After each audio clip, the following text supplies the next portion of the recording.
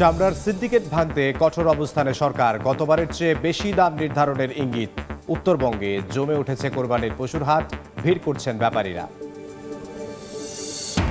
নামে আইকনিক হলেও 1.5 বছরে নিশ্চিত হয়নি যাত্রী সেবা। কোটি টাকার বৈদ্যুতিক সরঞ্জাম চুরি হওয়ায় অরক্ষিত কক্সবাজার রেল স্টেশন।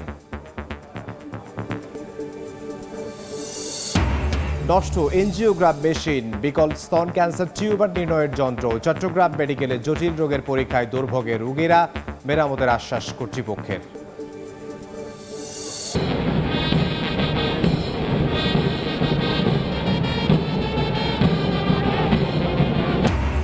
যশোরে বিমান বাহিনীর গ্রীষ্মকালীন রাষ্ট্রপতি কুচকাওয়াজ, মনোমুগ্ধকর ফ্লাই পাস্ট। সুদৃঢ় হয়েছে 3 বাহিনীর পারস্পরিক সমন্বয়, বললেন নৌবাহিনী প্রধান।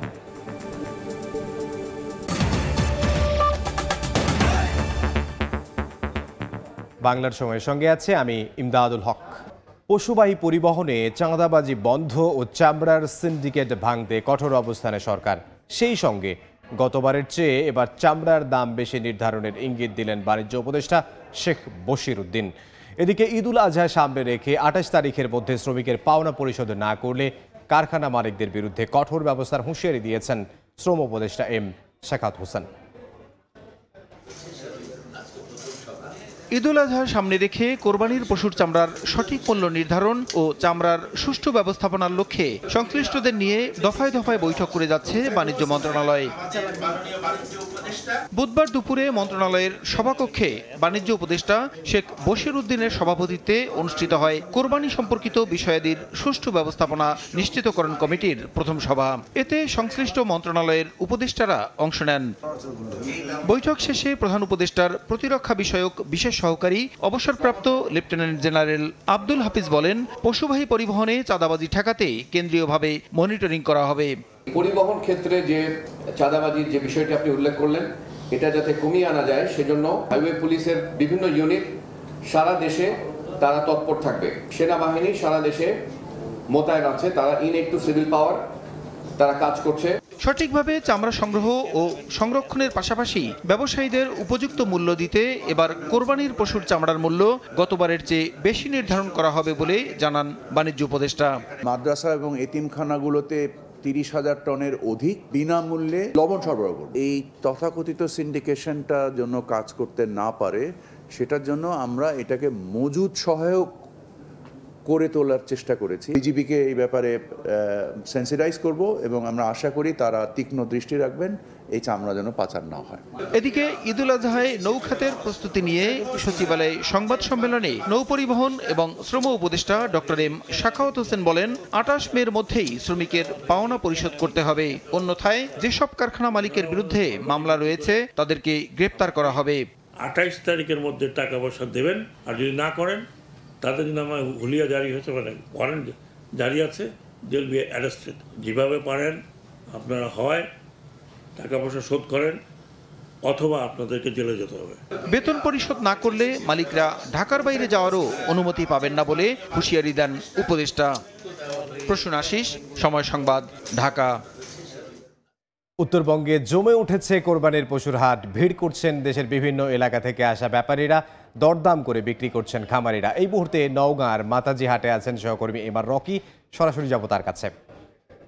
রকি, দুপুর থেকেই দেখছিলাম হাটে কিন্তু পর্যাপ্ত গরুর যোগান এবং দরদাম হাঁকাহাঁকি চলছিল, এবং যত সময় গড়িয়েছে তত কিন্তু দরদামের মধ্য দিয়ে অনেকেই কিন্তু গরু কিনে নিয়েছেন, এবং এখনো যারা গরু ধরে রয়েছেন আসলে শেষ মুহূর্ত পর্যন্ত একটা কাঙ্ক্ষিত দরের প্রত্যাশায় কিন্তু এই হাটে তাদের এই অপেক্ষা। তবে আজকে স্থানীয় যে হাট কর্তৃপক্ষ তারা বলছেন যে ঈদের যেহেতু এখনো বেশ সময় রয়েছে, তার মাঝেও কিন্তু ব্যাপক গরুর যোগান আমরা এখানে দেখছিলাম, এবং প্রায় 20,000-এর অধিক কিন্তু গরু উঠেছে, এবং এই গরুগুলো কিন্তু স্থানীয় যে ব্যাপারী তারা কিনেছেন, পাশাপাশি দূরের ব্যাপারীরও কিন্তু ব্যাপক উপস্থিতি আমরা লক্ষ্য করছিলাম। এবং এই কারণে যারা কিনেছেন তাদের দিক থেকে বলা হচ্ছে যে গরুর আজকের যে বাজার ব্যবস্থা তা কিন্তু বেশ সন্তোষজনক। যারা কিনেছেন তারা অনেকটাই জিতেছেন, এবং খামারিদের দিক থেকে বা প্রান্তিক যারা লালন পালন করেছিলেন গরু তারা বলছেন যে এবার কিছুটা খরচ বেড়েছে, তবে এখনো প্রত্যাশিত দর তাদের দিক থেকে তারা পাচ্ছেন না। তবে এবার এই অঞ্চলে বা বরেন্দ্র জনপদে গরুর কিন্তু যে লালন পালনের হার অনেক বেশি, কারণ বিগত বছরগুলোর চেয়ে প্রায় অতিরিক্ত প্রায় 4 লাখ গরু কিন্তু এবছর এই জনপদে খামারি গড়ে উঠেছে এবং প্রায় 8 লাখ পশুর একটি পরিসংখ্যান প্রাণী সম্পদ অধিদপ্তর থেকে দেওয়া হয়েছে, যেটা বিগত বছরের চেয়ে 4 থেকে 5 লাখ অতিরিক্ত। এবং এই গরুগুলো কিন্তু আস্তে আস্তে ধাপে ধাপে এই হাটগুলোতে তুলছেন এবং 100 কেজি ওজনের একটি গরু আজকে আমরা কিনা বেচা করতে দেখেছি 80 থেকে 85 হাজার টাকা সর্বোচ্চ দরে। তবে লাখ টাকার উপরেও গরু এখানে কেনা বেচা হয়েছে এবং এই গরুগুলোর দিক থেকে যারা ক্রেতা তারা বলছেন যে এখন পর্যন্ত যে পরিমাণ তারা গরুগুলো কিনেছেন বা গরু এখানে নিয়ে এসেছেন দীর্ঘ একটা সময় রয়েছে। তবে আজকের বাজার ব্যবস্থায় গরুর দামের জায়গাটা কিন্তু খামারিরা অনেক কম বলছেন। সব মিলে কিন্তু একটা জমজমাট কেনা বেচা কিন্তু এখন থেকেই শুরু হয়েছে এই কুরবানি হাটে। সেই ছিল নগর মাতাজি হাটে গরু বেচা কেনার খবর আমার কাছে। নওগাঁ থেকে সহকর্মী এমআর রকি পশু বেচা কেনার খবর আমাদেরকে জানাচ্ছিলেন। জোর করে কোনো দাবি আদায় করা ভালো নয় বলে মন্তব্য করেছেন বিএনপির স্থায়ী কমিটির সদস্য নজরুল ইসলাম খান।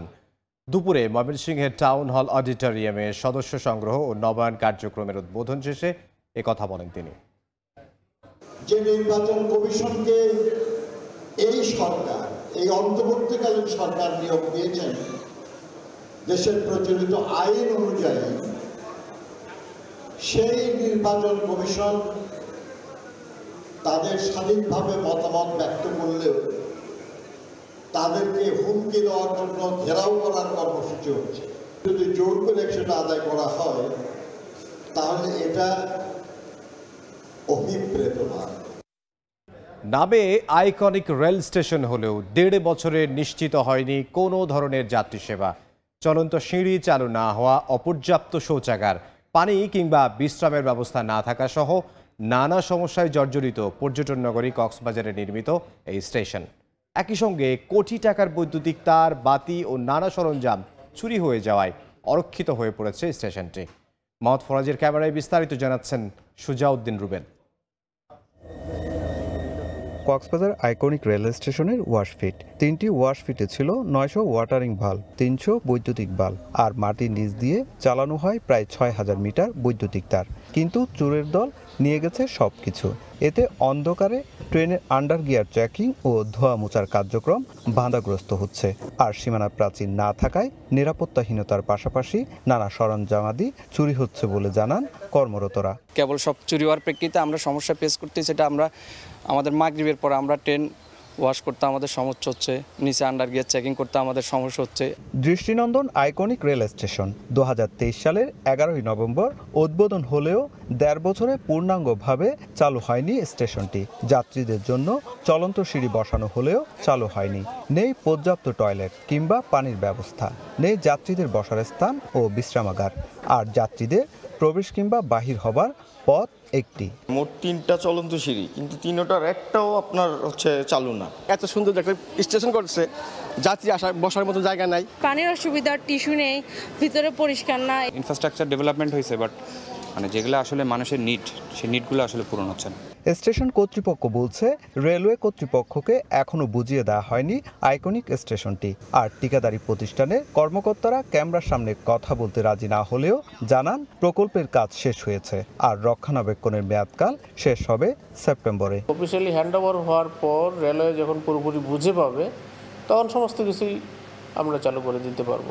চীনের ঠিকাদারি প্রতিষ্ঠান চায়না সিভিল ইঞ্জিনিয়ারিং কনস্ট্রাকশন কর্পোরেশনের সঙ্গে যৌথভাবে স্টেশন ভবনটি তৈরি করেছে বাংলাদেশের ঠিকাদারি প্রতিষ্ঠান max infrastructure limited.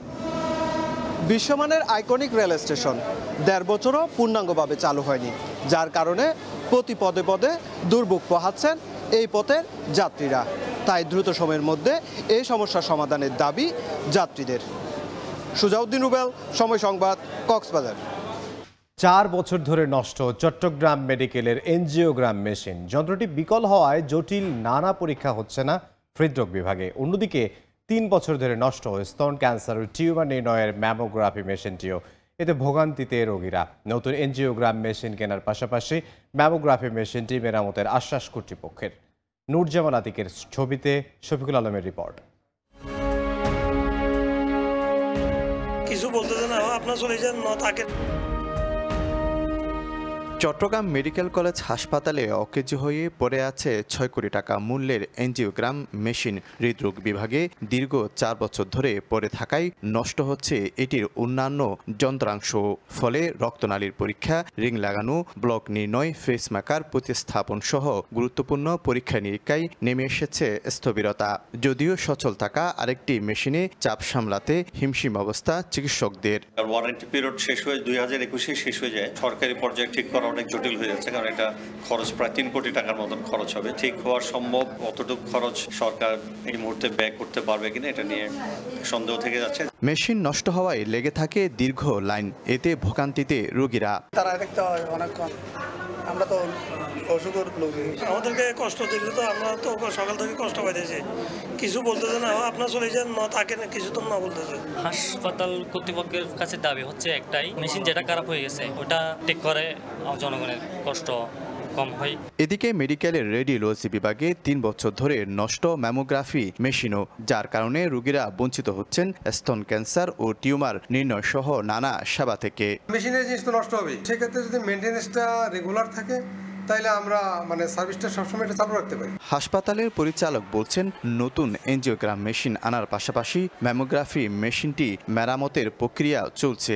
Angiogram machine যেটা আমাদের দুইটার মধ্যে একটা নষ্ট, আরেকটা সচল আছে, আরেকটা মেশিন নতুন আসতেছে আমাদের, হয়তো এটা এই মাসের শেষে অথবা আগামী মাসের প্রথম দিকে চলে আসবে। কর্তৃপক্ষের তথ্য মতে প্রতিদিন হাসপাতালটির হৃদরোগ বিভাগে সেবা নেন 250-এর বেশি রোগী।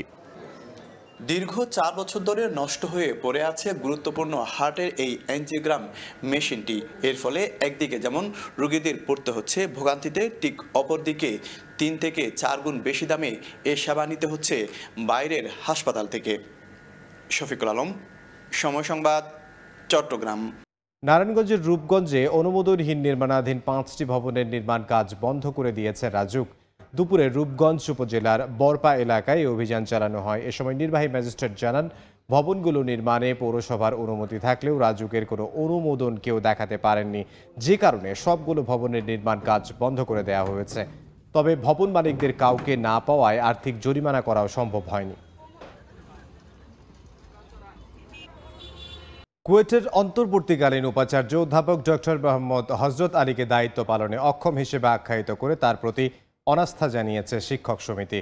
দুপুরে বিশ্ববিদ্যালয়ের প্রশাসনিক ভবনের সভাকক্ষে সংবাদ সম্মেলনে শিক্ষকরা জানান, তাদের উপর হামলাকারী শিক্ষার্থীদের শাস্তির দাবিতে শিক্ষকরা ক্লাস ও প্রশাসনিক কাজ বর্জন করলেও উপাচার্য তাদের দাবি বাস্তবায়নে কোনো উদ্যোগ নেয়নি, বরং 19 মে থেকে তিনি ক্যাম্পাসে অনুপস্থিত। তাই বর্তমান উপাচার্যের দ্রুত পদত্যাগের পাশাপাশি একজন যোগ্য উপাচার্য নিয়োগ দিতে সরকারের কাছে দাবি জানান তারা।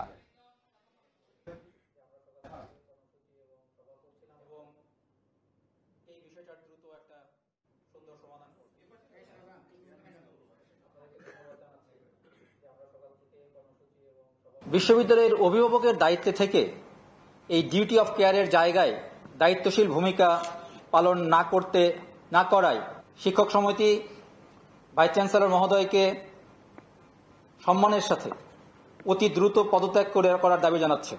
সেই সাথে সরকারকে কুয়েট বান্ধব এমন যোগ্যতর কোনো ভাইস চ্যান্সেলর নিয়োগ দিয়ে এই বিশ্ববিদ্যালয়ের শিক্ষার সুষ্ঠু পরিবেশ নিশ্চিত করার জন্য দাবি জানাচ্ছে।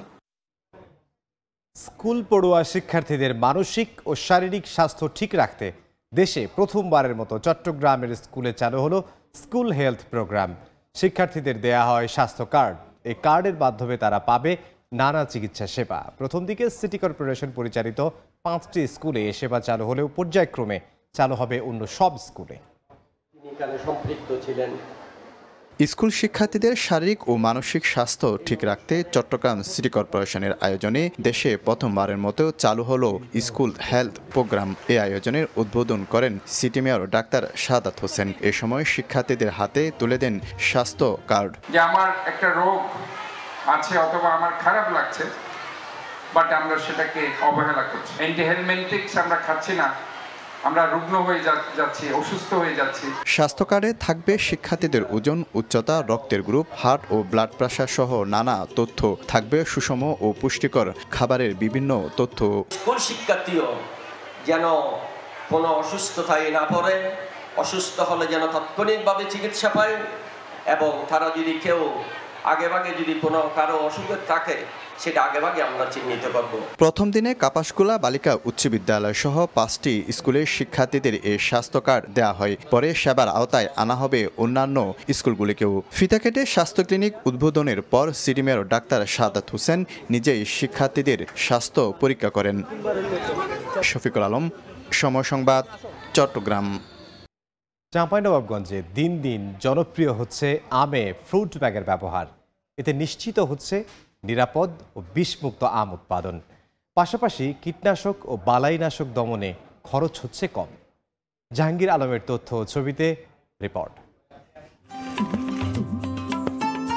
ফজলি, খিরসাপাত, ল্যাংড়া, আশিনা সহ বিভিন্ন জাতের আমে পরানো হচ্ছে ফ্রুট ব্যাগ। পরিপক্ক হলে গাছ থেকে আম পাড়ার পর বাজারজাত করার আগেই খোলা হবে এসব ব্যাগ। আমের ওজন 100 থেকে 150 গ্রাম হলেই বেঁধে দেওয়া হয় এসব ফ্রুট ব্যাগ। এরপর আম পাকা পর্যন্ত ব্যাগ বন্দি থাকে আমগুলো। সম্পূর্ণ বিষমুক্ত নিরাপদ আম উৎপাদন হয় এই পদ্ধতিতে। চাঁপাইনবাবগঞ্জে এবছর রেকর্ড প্রায় 24 কোটিরও বেশি আমে ফ্রুট ব্যাগিং করা হয়েছে। সংগ্রহের দিন আমরা গাছ থেকে ব্যাগ সহ আমগুলো সংগ্রহ করে থাকি। আমরা আসলে বেশ কয়েক বছর ধরেই এটাকে কৃষি পণ্য হিসেবে ডিক্লারেশনের দাবি জানিয়ে আসছি। গবেষকরা জানায়, পরিপক্ক আমের প্রধান শত্রু মাছি পোকা, তা দমনে সবচেয়ে কার্যকর ফ্রুট ব্যাগ। ব্যাগিং করলে আমাদের বালাইনাশকের স্প্রে কম হবে, অর্থাৎ কীটনাশক এবং ছত্রাকনাশকের স্প্রে কম হবে, এতে করে আমটা নিরাপদ হবে। চলতি মৌসুমে চাঁপাইনবাবগঞ্জে 37,604 হেক্টর জমির বাগানে আম উৎপাদনের লক্ষ্যমাত্রা 3,86,000 মেট্রিক টন। সময় সংবাদ, চাঁপাইনবাবগঞ্জ। যশোর বিমান বাহিনী একাডেমিতে অনুষ্ঠিত হলো গ্রীষ্মকালীন রাষ্ট্রপতি কুচকাওয়াজ। অনুষ্ঠানে প্রধান অতিথি হিসেবে উপস্থিত ছিলেন নৌবাহিনী প্রধান। এ সময় শান্তিরক্ষা মিশনে বিমান বাহিনীর সাফল্য তুলে ধরে তিনি বলেন, 3 বাহিনীর মধ্যে পারস্পরিক সমন্বয় ও সম্পর্ক আগের চেয়ে অনেক সুদৃঢ় হয়েছে।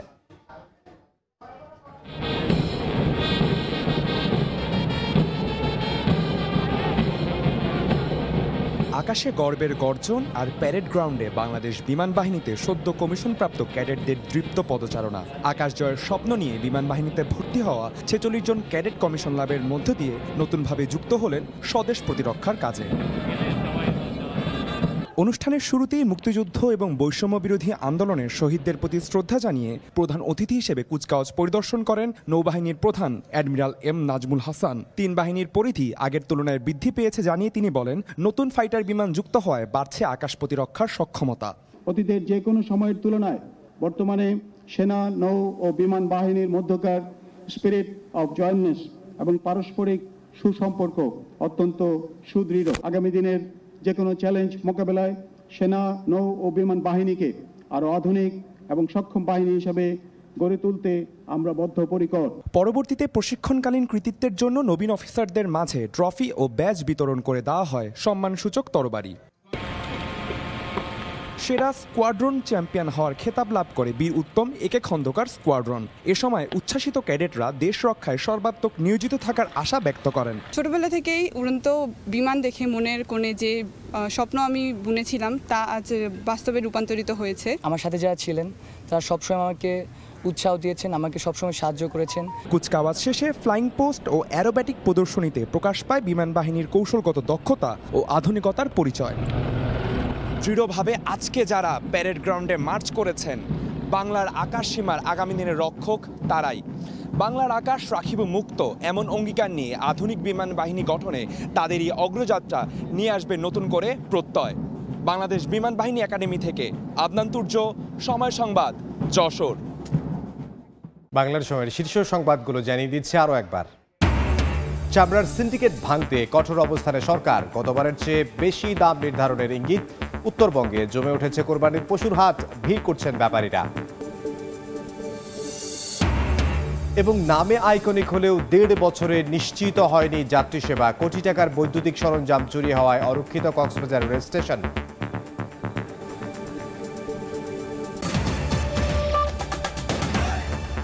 এই ছিল বাংলার সময়। সঙ্গে থাকুন সময়ের।